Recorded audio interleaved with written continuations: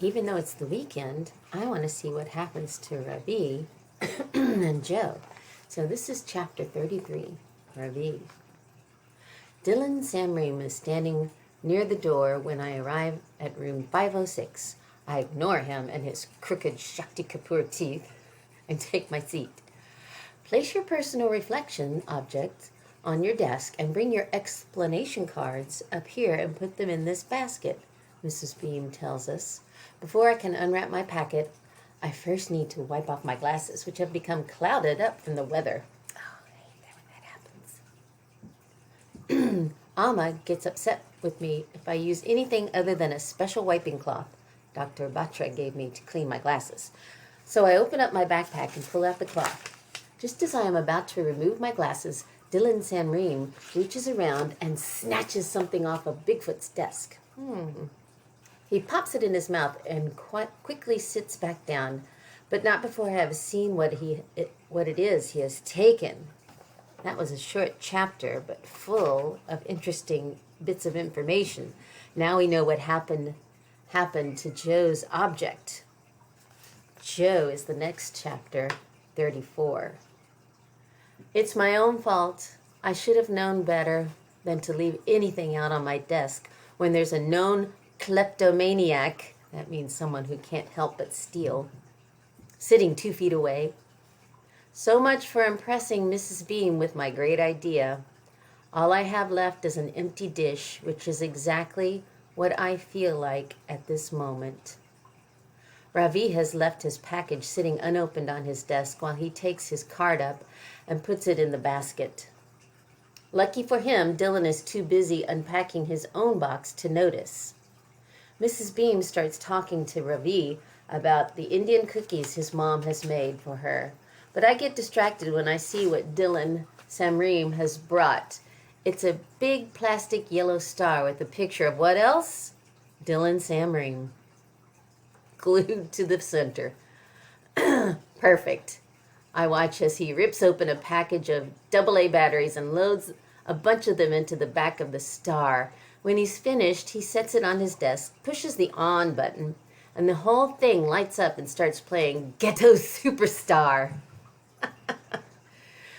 Lucy Milligan and her little girlfriends come running over. Pretty soon they're all dancing around Dylan while he sings along to the music. Ghetto Superstar, that is what you are, coming from afar, reaching for the stars. I can't imagine.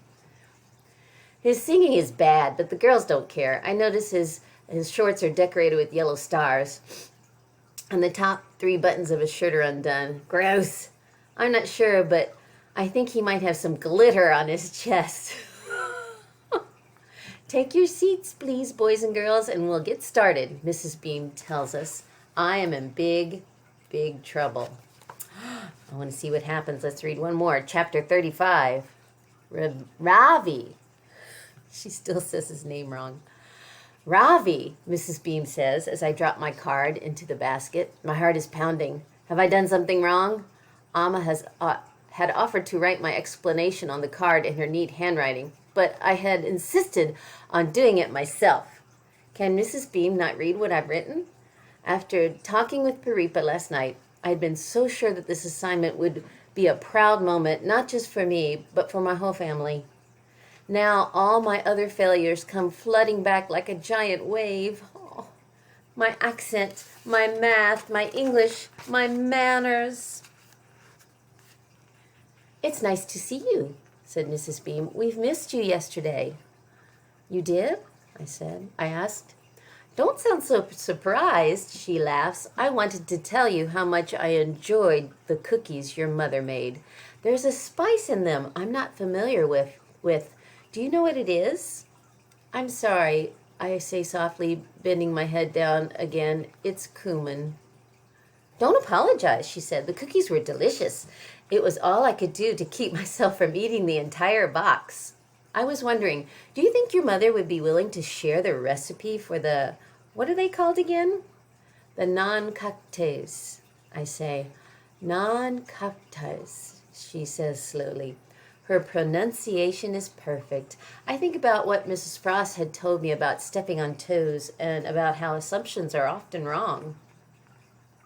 Mrs. Beam, I say softly, my voice quivering in a little. My name is not Ravi. It's pronounced Ravi. She looks at me and smiles. I never noticed before, but her eyes are the color of pistachios. Ah, I'm glad you told me, Ravi. Was that better? She asks. I nod my head and smile back at her. It means the sun.